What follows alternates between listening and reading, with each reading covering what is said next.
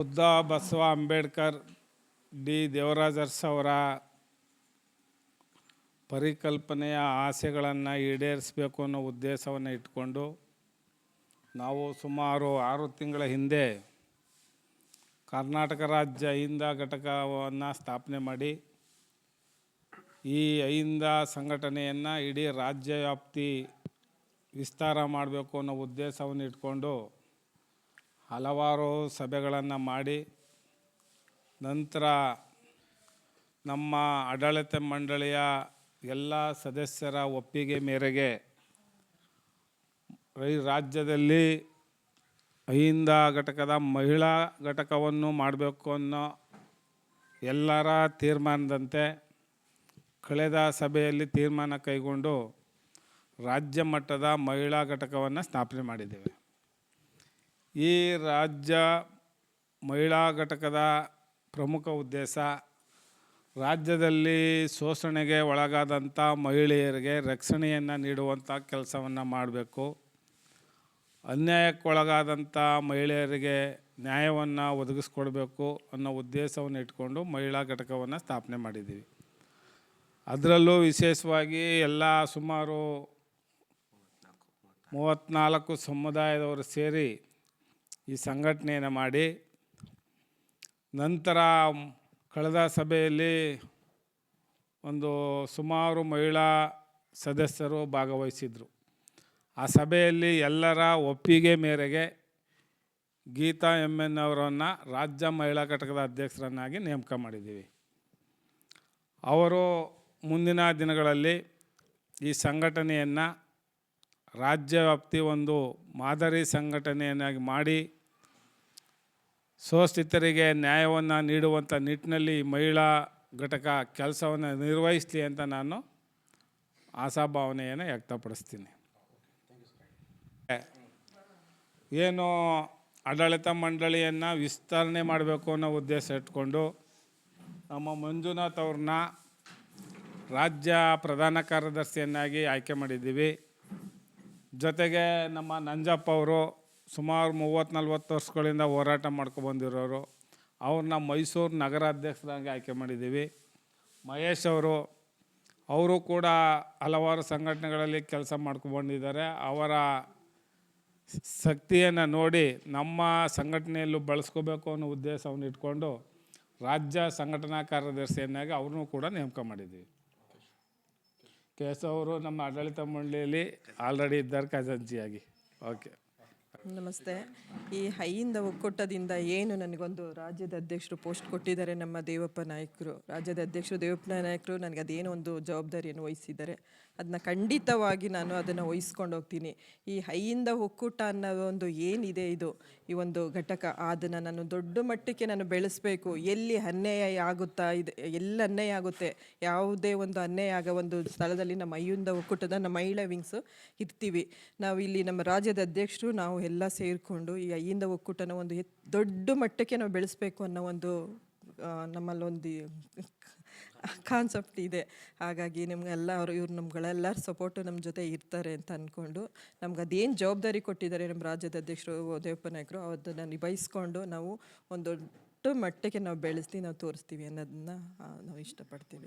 ಖಂಡಿತ ಇದೆ ಸರ್, ಖಂಡಿತ. ಅದನ್ನು ನಾನು ಈಗೊಂದು ನನ್ನ ಫ್ಯಾಮ್ಲಿನ ನಾನು ಹೆಂಗೆ ಒಂದು ಮನೆ ಜವಾಬ್ದಾರಿ ನಾನು ಹೆಂಗೆ ವಹಿಸ್ಕೊಂಡಿದೆ, ಅದೇ ಥರ ಈ ಒಂದು ಜವಾಬ್ದಾರಿಯನ್ನು ನಾನು ಹಂಗೆ ವಹಿಸ್ಕೊಂಡು ನಾನು ಖಂಡಿತ ಈ ಜವಾಬ್ದಾರಿಗೆ ನಾನು ಸರಿ ಅಂತ ನಾನು ಅಂದ್ಕೊಂಡು ಹೋಗ್ತೀನಿ ಸರ್. ನಾನು ಇವ್ರನ್ನೇ ಕೇಳಿ ಈ ಥರ ಸಪೋರ್ಟ್ ಮಾಡ್ತಾ ಇದ್ದಾರೆ ಏನು ಅಂತ, ಇವರುಗಳ ಎಲ್ಲರಿಂದನೇ ನಾನು ಇವತ್ತು ಈ ಸಂಘಟನೆ ಕೈ ಹಾಕಿದ್ದೀನಿ, ನಾನು ಒಪ್ಕೊಂಡಿದ್ದೀನಿ, ನಾನು ಮಾಡ್ತೀನಿ ಅಂತ. ಹಾಗಾಗಿ ನಾನು ಖಂಡಿತ ನಿಭಾಯಿಸ್ಕೊಂಡು ನಾನು ಹೋಗ್ತೀನಿ ಸರ್. ಆದರೆ ಎಲ್ಲ ಅನ್ಯಾಯ ಆಗುತ್ತೋ ಲೇಡೀಸ್ಗೆ ಆ ಜಾಗದಲ್ಲಿ ನಮ್ಮ ಒಂದು ಸಂಘಟನೆ ಎದ್ದೇ ಇರುತ್ತೆ ಸರ್. ಅಷ್ಟೇ. ಒಂದು ಸಂದರ್ಭದಲ್ಲಿ ನಾನು ಎಲ್ಲ ಪದಾಧಿಕಾರಿಗಳಿಗೆ ಒಂದು ಪೋಸ್ಟನ್ನು ನಾನು ಕೊಡಲಿಕ್ಕೆ ಇಷ್ಟಪಡ್ತಾ ಇದ್ದೀನಿ. ಅಹಿಂದ ಮಹಿಳಾ ಒಕ್ಕೂಟದಿಂದ ಮೀನಾಕ್ಷಿ ರಾಜ್ಯದ ಪ್ರಧಾನ ಕಾರ್ಯದರ್ಶಿಯಾಗಿ ನೇಮಕ ಆಗಿದ್ದಾರೆ. ಮೈಸೂರು ಜಿಲ್ಲೆ ಅಧ್ಯಕ್ಷರು ಶೋಭಾ ಅನ್ನೋರನ್ನ ನಾನು ಮೈಸೂರು ಜಿಲ್ಲೆ ಅಧ್ಯಕ್ಷರನ್ನಾಗಿ ಮಾಡ್ತಾ ಇದ್ದೀನಿ. ಶ್ರೀಮತಿ ಶೋಭಾ ರಾಜ್ಯದ ಉಪಾಧ್ಯಕ್ಷರನ್ನಾಗಿ ಅಹಿಂದ ಒಕ್ಕೂಟಕ್ಕೆ ಮಾಡ್ತಾ ಇದ್ದೀನಿ. ಶ್ರೀಮತಿ ಅಭಿಲಾಷ ರಾಜ್ಯದ ಸಹ ಕಾರ್ಯದರ್ಶಿಯಾಗಿ ನೇಮಕ ಮಾಡ್ತಾ ಇದ್ದೀನಿ. ಶ್ರೀಮತಿ ಸುಧಾಮುನಿ ರಾಜ್ಯದ ಕಾರ್ಯದರ್ಶಿಯಾಗಿ ಕಾರ್ಯಾಧ್ಯಕ್ಷರಾಗಿ ನೇಮಕ ಮಾಡ್ತಾ ಇದ್ದೀನಿ. ಶ್ರೀಮತಿ ಸಂತೋಷ ಜೈನ್ ರಾಜ್ಯದ ಉಪಾಧ್ಯಕ್ಷರಾಗಿ ನೇಮಕ ಮಾಡ್ತಾ ಇದ್ದೀನಿ ಸರ್. ಮುಂದಿನ ದಿನಗಳಲ್ಲಿ ಇನ್ನೂ ಜವಾಬ್ದಾರಿಗಳನ್ನು ಕೊಡ್ತಾ ಮುಂದಿನ ದಿನಗಳಲ್ಲಿ ಎಲ್ಲರಿಗೂ ನನ್ನ ಸಂಘಟನೆಗೆ ಯಾರು ಬಂದು ಕೈ ಜೋಡಿಸ್ತೀನಿ, ನಾನು ಮುಂದೆ ನಿಲ್ತೀನಿ ಅಂತಾರೆ ಅಂಥವರು ರಾಜ್ಯದ ಮಟ್ಟದಲ್ಲಿ ನಾನು ಎಲ್ಲ ಜವಾಬ್ದಾರಿನ ಕೊಡಬೇಕು ಅಂದ್ಕೊಂಡಿದ್ದೀನಿ. ಹಾಗಾಗಿ ಖಂಡಿತ ಅವರಿಗೆಲ್ಲ ಸಾಕಷ್ಟು ಪೋಸ್ಟ್ಗಳಿದೆ, ಹಾಗಾಗಿ ಕೊಡ್ತೀನಿ ಸರ್. ಸಾಕಷ್ಟು ಪೋಸ್ಟ್ಗಳಿದೆ, ಮುಂದಿನ ದಿನಗಳಲ್ಲಿ ಕೊಡ್ತೀನಿ ಸರ್. ಇವತ್ತಿನ ಕಾರ್ಯಕ್ರಮದಲ್ಲಿ ಕರ್ನಾಟಕ ರಾಜ್ಯ ಅಹಿಂದ ಒಕ್ಕೂಟ ಸ್ಥಾಪನೆಯಾಗಿ ಸುಮಾರು 6 ತಿಂಗಳಾಯಿತು.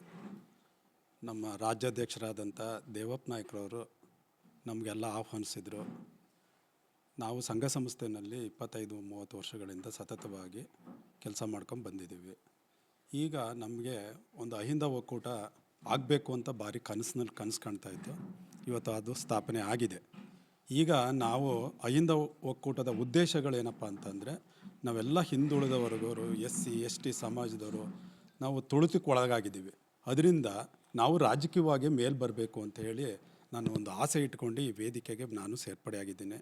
ನನ್ನ ಕೆಲಸವನ್ನು ನೋಡಿ ನಮ್ಮ ರಾಜ್ಯಾಧ್ಯಕ್ಷರಾದಂಥ ದೇವಪ್ಪ ನಾಯ್ಕರವರು ನನಗೆ ಮೈಸೂರು ನಗರದ ಅಧ್ಯಕ್ಷನಾಗಿ ಆಯ್ಕೆ ಮಾಡಿದ್ದಾರೆ. ಅವರಿಗೆ ನಾನು ತುಂಬ ಹೃದಯದ ಧನ್ಯವಾದಗಳನ್ನ ತಿಳಿಸ್ತೀನಿ. ಹಾಗೆ ನಾವು ಇವತ್ತೊಂದು ದಿನ ಮೈಸೂರಿನಲ್ಲಿ ಹಾಗೂ ಜಿಲ್ಲಾ ಪ್ರವಾಸ ಮಾಡಿ ರಾಜ್ಯ ಮಟ್ಟದಲ್ಲಿ ನಮ್ಮ ಮೆಂಬರ್ಶಿಪ್ ಎಷ್ಟಿರಬೇಕಪ್ಪ ಅಂದರೆ 1 ಕೋಟಿ ದಾಟಬೇಕು. ನಾವು ಎಲ್ರಿಗೂ ಜಾಗೃತಿ ಮೂಡಿಸಿ ಒಳ್ಳೆ ಸಂಘಟನೆ ಮಾಡಬೇಕು. ನಾವು ರಾಜಕೀಯವಾಗಿ ಮೇಲೆ ಬರಬೇಕು. ನಾವು ಸಣ್ಣ ಸಮಾಜದವರು ಇವತ್ತು ಸಹ ನಾವೊಂದು ದೇವಂಗ ಸಮಾಜ ಆಗಿ ಇವತ್ತು MLA ಇಲ್ಲ ಕರ್ನಾಟಕದಲ್ಲಿ. ಎಲ್ಲ ಅವರು ಅವ್ರ ಮಕ್ಕಳು ಮೊಮ್ಮಕ್ಕಳುಗಳು ಅವರೇ ಆಗ್ತಾಯಿದ್ದಾರೆ ಹೊರತು ನಮ್ಮನ್ನು ಯಾರನ್ನೂ ಗುರ್ಸಕ್ಕೆ ರೆಡಿ ಇಲ್ಲ ಅವರು. ಅದರಿಂದ ನಾವು ಇದೊಂದು ಹೋರಾಟದಲ್ಲಿ ಎಲ್ಲರ ಸಪೋರ್ಟ್ ತಗೊಂಡು ನಮ್ಮಲ್ಲಿ ಯಾರ್ಯಾರಿಗೆ ಮ್ಯಾಕ್ಸಿಮಮ್ ಅವಕಾಶಗಳು ಸಿಗ್ತವೆ, ಕಾರ್ಪೊರೇಷನ್ ಆಗ್ಬೋದು, ತಾಲೂಕ್ ಪಂಚಾಯತಿಗಳಾಗ್ಬೋದು, ಜಿಲ್ಲಾ ಪಂಚಾಯತಿಗಳಾಗ್ಬೋದು, ಗ್ರಾಮ ಪಂಚಾಯತಿಗಳಾಗ್ಬೋದು, ಈ ಲೆವೆಲ್ನಲ್ಲಿ ನಾವು ಹಗಲು ರಾತ್ರಿ ಕೆಲಸ ಮಾಡಿ ಅಹಿಂದ ಒಕ್ಕೂಟವನ್ನು ಬಲಪಡಿಸ್ತೀವಿ ಅಂತ ಹೇಳಿ ನಾನು ಆಶಿಸ್ತೀನಿ. ನಾನು ಸಕ್ರಿಯವಾಗಿ ತೊಡಗಿಸ್ಕೊಳ್ತೀನಿ ಅಂತ ಹೇಳಿ ನಾನು ತಿಳ್ಸೋಕ್ಕೆ ಬಯಸ್ತೀನಿ. ಈ ದಿನ ಕರ್ನಾಟಕ ರಾಜ್ಯ ಅಹಿಂದ ಒಕ್ಕೂಟದಿಂದ ರಾಜ್ಯಾಧ್ಯಕ್ಷರಾದಂಥ ದೇವಪ್ಪ ನಾಯ್ಕರು, ನಗರಾಧ್ಯಕ್ಷರಾದಂಥ ನಂಜಪ್ಪ ಸಾರು, ಪ್ರಧಾನ ಕಾರ್ಯದರ್ಶಿಗಳಾದಂಥ ಮಂಜಣ್ಣವರು, ಖಜಾಂಚಿಯರಾದಂಥ ಕೇಶವಣ್ಣವರು ಮತ್ತು ರಾಜ್ಯ ಮಹಿಳಾ ಘಟಕದ ಮಹಿಳಾ ರಾಜ್ಯಾಧ್ಯಕ್ಷರಾದಂಥ ಗೀತಾ ಮೇಡಮ್ ಅವರು, ಇನ್ನೂ ಒಕ್ಕೂಟದ ಎಲ್ಲ ಪದಾಧಿಕಾರಿಗಳು ಸೇರಿ ನನ್ನನ್ನು ಈ ದಿನ ರಾಜ್ಯ ಸಂಘಟನಾ ಕಾರ್ಯದರ್ಶಿಯಾಗಿ ಆಯ್ಕೆ ಮಾಡಿದ್ದಾರೆ. ಒಕ್ಕೂಟದ ಎಲ್ಲ ಪದಾಧಿಕಾರಿಗಳು, ರಾಜ್ಯಾಧ್ಯಕ್ಷರು ಎಲ್ರಿಗೂ ನನ್ನ ಹೃದಯಪೂರ್ವಕ ಅಭಿನಂದನೆಗಳನ್ನು ಸಲ್ಲಿಸ್ತೀನಿ. ನನ್ನ ಕೈಲಿ ಎಷ್ಟು ಸಾಮರ್ಥ್ಯ ಇದೆಯೋ ಅಷ್ಟು ಸಾಮರ್ಥ್ಯನ ಬಲಪಡಿಸಿ ನಾನು ಅಹಿಂದ ಒಕ್ಕೂಟಕ್ಕೆ ಕೆಲಸ ಮಾಡ್ತೀನಿ ಅಂತ ಈ ಮೂಲಕ ತಿಳಿಸ್ತಾ ಇದ್ದೀನಿ. ಮೂಲತಃ ಸ್ವಭಾವತಃ ನಾನೊಬ್ಬ ಸಮಾಜ ಸೇವಕ. ಕಳೆದ 25-30 ವರ್ಷಗಳಿಂದ ಸಾಮಾಜಿಕ ಚಟುವಟಿಕೆಗಳಲ್ಲಿ ತೊಡಗಿಸ್ಕೊಂಡು ನನ್ನದೇ ಆದಂಥ ಒಂದು ದೃಷ್ಟಿಕೋನದಲ್ಲಿ ಸಮಾಜಕ್ಕೆ ಒಂದು ಅಳಿಲು ಸೇವೆಯನ್ನು ಸಲ್ಲಿಸ್ತಾ ಇದ್ದೀನಿ. ದೇವಪ್ಪ ನಾಯ್ಕರು ನನಗೆ ತುಂಬ ಹಳೆಯ ಸ್ನೇಹಿತರು. ರಾಜಕೀಯವಾಗಿ ನಾನು ಕಾಂಗ್ರೆಸ್ ಪಕ್ಷದಲ್ಲಿದ್ದೀನಿ. ಚಾಮರಾಜ ವಿಧಾನಸಭಾ ಕ್ಷೇತ್ರದ ಹಾಲಿ ಆಶ್ರಯ ವಸತಿ ಸಮಿತಿ ಸದಸ್ಯನಾಗಿ ನಾನು ಕೆಲಸ ಮಾಡ್ತಾಯಿದ್ದೀನಿ.